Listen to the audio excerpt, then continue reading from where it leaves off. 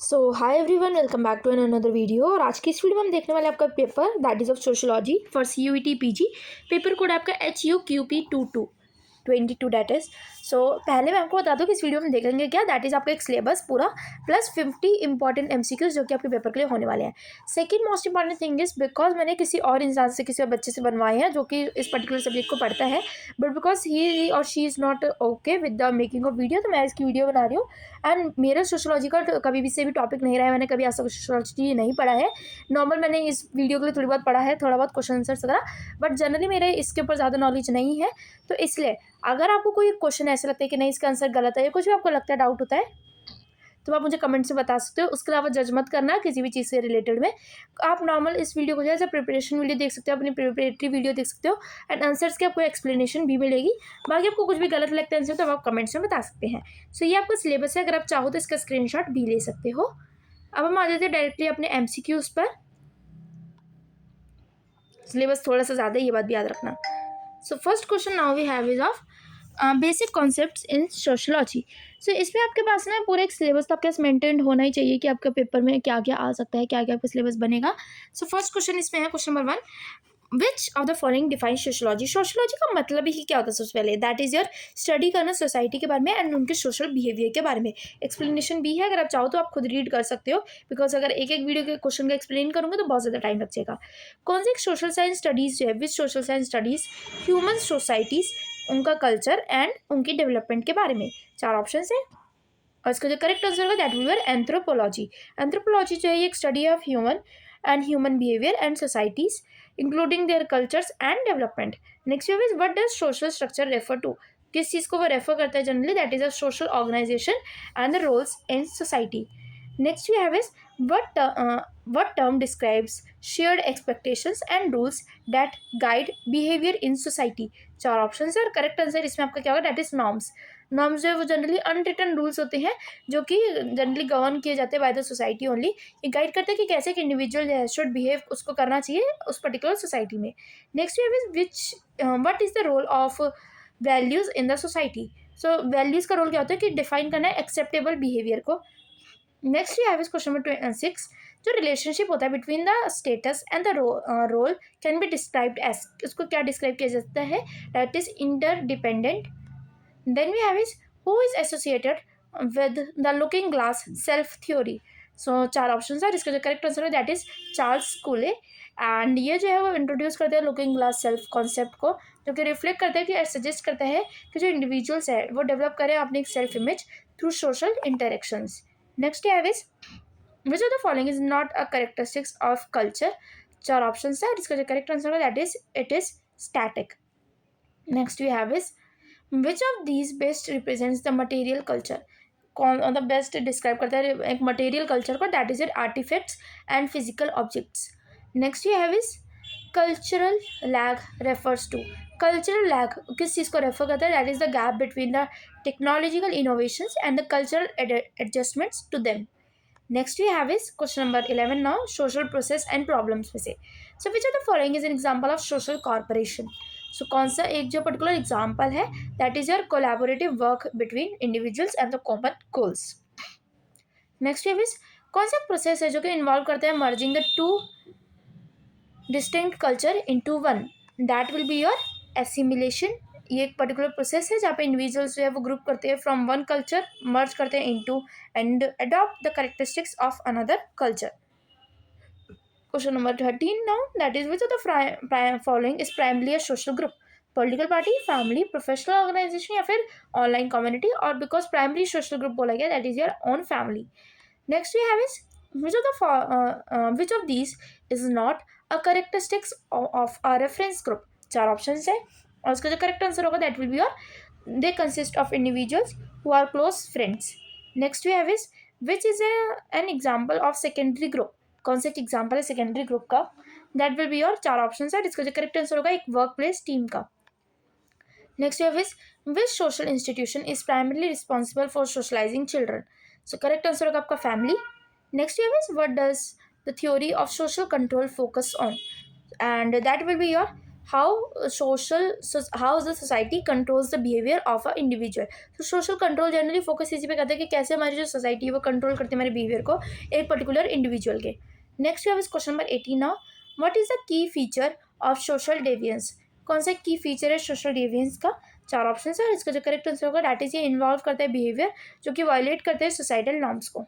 Next है what is the major factor जो कि कंट्रीब्यूट करता है टू क्राइम इन सोसाइटी. चार ऑप्शन है और इसका जो करेक्ट आंसर है सोशल इनइक्वालिटी. नेक्स्ट है what does social stratification refers to.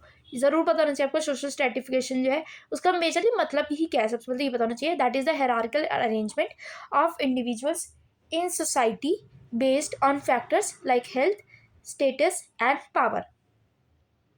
Next we have is Indian society का अपना question. What is the basis of the unity and diversity in Indian society and that will be your cultural and social factors. Next उसके बाद है which concept in Indian society refers to the hierarchical system of social classification and that will be your caste system जो India में refer किया जाता है as a hierarchical division of society into a rigid social groups traditionally based on occupation. Next you have is which theory explains the phenomena of Sanskritisation in India. चार option है और इसका जो correct answer होगा that is the lower caste adopting practices of higher caste. Next you have is what is the main focus of affirmative actions in India. चार option है and जो correct answer होगा that will be provide करना equal opportunity to disadvantaged groups. Generally हम मतलब एक type से reservation अगर उन्हें प्रोवाइड करते हैं SC/ST कार्ड्स को plus the OBC caste. Next you have is which of the following is a major social issue in contemporary India. कौन सा मेजर सोशल इशू है. चार ऑप्शन है और करेक्ट आंसर है उसका आपका होगा जेंडर डिस्क्रिमिनेशन. नेक्स्ट है which social change process in India involves the influence of western ideas and practices. Correct answer इसमें आपका होगा westernization.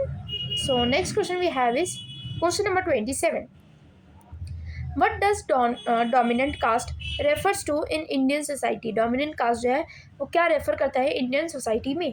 that is the caste which with political power and the influence. next we have is what is the concept of pluralism in the context of Indian society. So जो correct answer होगा आपका इसमें that will be multiple cultures existing and coexisting within the society. Next question है question number 29 now. जो problems होती है जो कि फेस की जाती है by the Dalits in India are primarily related to. किस चीज़ से वो रिलेटेड होती है दलित्स को जनरली प्रॉब्लम जो फेस करते हैं that is of your discrimination and economic exploitation.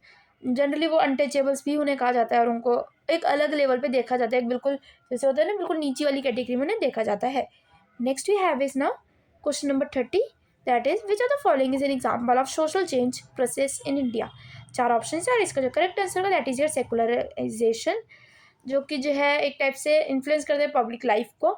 Religious influence करता है एक प्रोसेस जो कि अक्कर करता है in modern Indian society. Now we have is of social research. ये टॉपिक है हमारा. So what is the primary purpose of social research. Social research का प्राइमरी पर्पस ही क्या है, क्यों करते हैं सोशल रिसर्च. दैट इज कि जनरेट कर सके नॉलेज को एंड अंडरस्टैंड कर सके सोशल फिनोमिना को. Next you have is question number 32. Which of the following is not a step in social research process.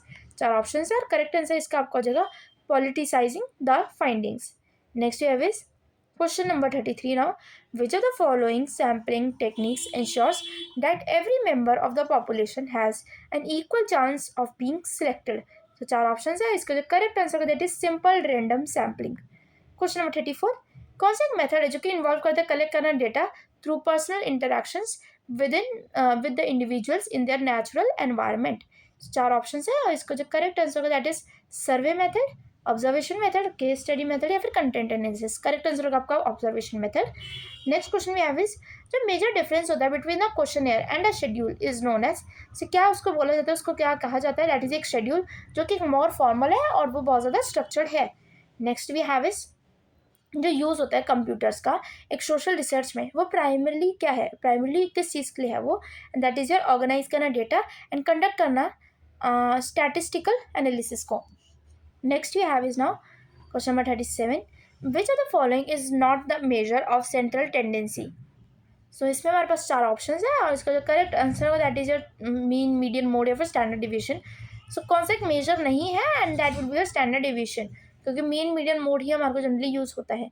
Next wave is which data collection technique is most appropriate for understanding the individual experiences and it's emotions, and that will be your case study. एक particular person की case study करोगे in depth तो आपको उसके बारे में पता चलेगा. Next wave is what is the first step in research process. Research process में फर्स्ट स्टेप तो यही होगा ना कि आप फॉर्मुलेट करना रिसर्च के क्वेश्चंस को. आप रिसर्च करने टॉपिक को तो उसके क्वेश्चंस तो तैयार करो कि क्या आपको पूछना है लोगों से, तभी तो आप उस लोगों से उन चीज़ों के बारे में जान पाओगे. Next we have is question number 40 now. What does hypothesis mean in social research. ज़रूर पता होना चाहिए हाइपोथेसिस के बारे में. एंड दैट इज एक testable statement predicting the relationship between the variables. Question number 41 to 50 is your social problems in India. First we have is which of the following is an example of anomia as explained by Durkheim. So इनके बारे में आपको पता होना चाहिए और इनके बारे में थोड़ा बहुत पढ़ भी लेना. So correct answer होगा एक breakdown in societal norms due to the rapid social change. Question number 42. What is the main cause of caste-based inequality in India? चार options है और इसका जो correct answer है is social and cultural traditions. Next we have is what is a significant issue related to female feticide in India? चार options है. Correct answer इसका होगा आपका gender based discrimination. Next we have is question number 44 now. Which of the following is a form of social disorganization? So कौन सा एक form है? And चार options है. Correct answer is your crime. Next we have is what is the common factor contributing to the domestic violence in India? तो that is your patriarchal norms, जो generally बोला भी जाता है कि इंडिया एक पेट्रियार्कल सोसाइटी है, and the gender inequality. Next you have is what is the one major consequence of drug addiction in the society. चार ऑप्शन है. इसका करेक्ट आंसर होगा social alienation and the dividends. Next you have is question number 47. कौन सा एक issue जो है वो कॉमनली लिंक्ड है टू कम्युनलिज्म इन इंडिया. चार ऑप्शन है. करेक्ट आंसर इसका होगा religious conflict and intolerance. Next you have is which of the following is significant consequence of corruption in the society. चार options. Correct answer is economic and social inequality. Question number 49 now. What does the juvenile delinquency refers to? So इसका answer पता होना चाहिए because ये तो बहुत बच्चों ने पढ़ा भी होगा अपने स्कूल टाइम पे. अगर आपने सोशलॉजी थोड़ी बहुत भी पढ़ी है तो उसके बारे में आपको पता होगा. And that is the correct answer is anti social behaviours by minors. And last question now we have is, और इसका आंसर आपको खुद कमेंट्स में देना है. Which are the following is the primary cause of prostitution in India. Legalisation of sex work, lack of economic opportunities for women, social acceptance of practice, and the strong enforcement of laws against the prostitution. So correct answer आपको इसमें comments में ही बताना होगा. Video informative और helpful लगे तो video को like कर देना, चैनल को कर लेना सब्सक्राइब. एंड कोई भी क्वेरी होती है तो आप क्या कर सकते हैं, कमेंट्स में पूछ सकते हैं. तब तक के लिए stay safe, all the best and thanks for watching. Bye bye.